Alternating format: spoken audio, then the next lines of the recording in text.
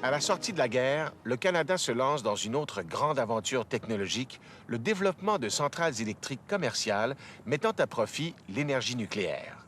À l'époque, on la présente comme une énergie inépuisable, peu chère et propre. Malheureusement, avec le développement des centrales Candu, le Canada se retrouve avec un autre éléphant blanc.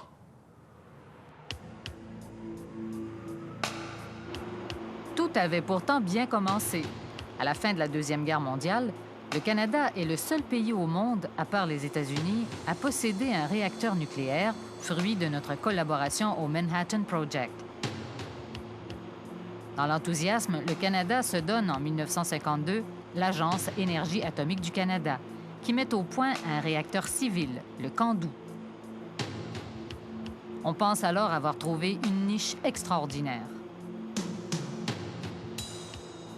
Pendant près de 20 ans, les réacteurs Candu seront parmi les plus fiables, les plus économiques et les plus sécuritaires au monde. Tout comme pour l'avion Arrow, le Canada peut proclamer bien haut sa supériorité technologique. Mais tout comme pour le Arrow, nos réacteurs se vendent mal à l'étranger.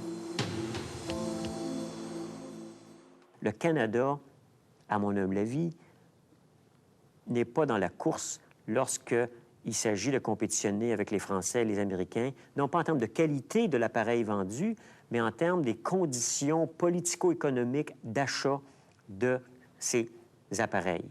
On l'a vu en un sens lorsque les Canadiens ont voulu créer le Avro Arrow. Les Américains, on sait, on dit, écoutez, c'est quand même pas le Canada qui va commencer à faire les meilleurs avions au monde. Donc, scrapez-moi ça, ça presse.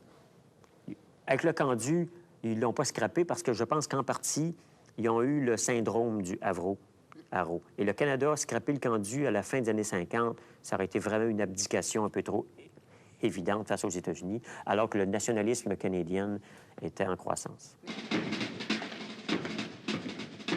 Ainsi, en 35 ans d'efforts, le Canada n'a réussi à vendre que 8 réacteurs à l'étranger. Et sur la vingtaine de réacteurs Candu en opération au Canada, la moitié ont dû fermer dans les années 90 pour des problèmes d'usure. Aujourd'hui, comme les Candu ont, disons, 20-25 ans, ils sont vieux et sont plus vieux qu'on croyait. Parce que c'est des technologies toujours en un sens expérimental. On dit le Zircaloy va durer 25 ans. Qui le sait? On verra dans 25 ans. Et là, on s'aperçoit qu'après 20 ans, ça craque de partout. Donc aujourd'hui, ils pètent tous en même temps et ça coûte des milliards. Avec la fin de la guerre froide, les centrales Candu pourraient toutefois prendre une nouvelle importance dans l'avenir.